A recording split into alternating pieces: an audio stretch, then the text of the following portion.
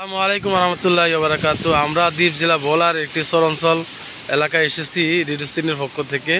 আমার সামনে যে ঘরটা দেখা যায়, এই ঘরটার ভিতরে একজন বিধবা বোন বসবাস করতেন।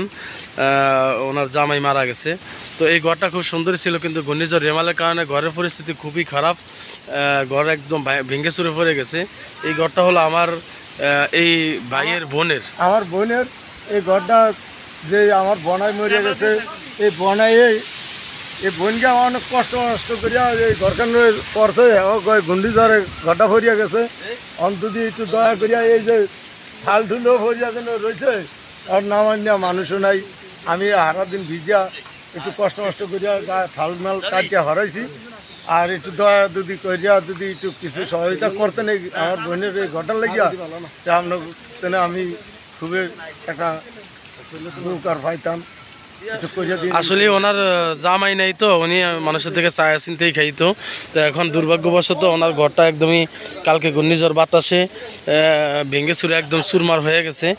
এখন ওই পরিস্থিতির মধ্যে আছে। তো এখন আমাদের কাছে ওনারা খুব একটু আবেদন করতেছেন ওনাদের ঘরটাকে মেরামত করে দেওয়ার জন্য। আসলে মানুষ অ্যাক্সিডেন্ট হয় না তত বেশি একটা, ওনারা কালকে বাতাসের কারণে ওনারা অন্য জায়গায় চলে গিয়েছে। তো আমরা রেডিও পক্ষ থেকে ওনাদের ঘরটা দেখার জন্য আসছি। উনি যেহেতু একদমই বুড়া মানুষ, তো কথা বিষয়টা বলতে পারে না।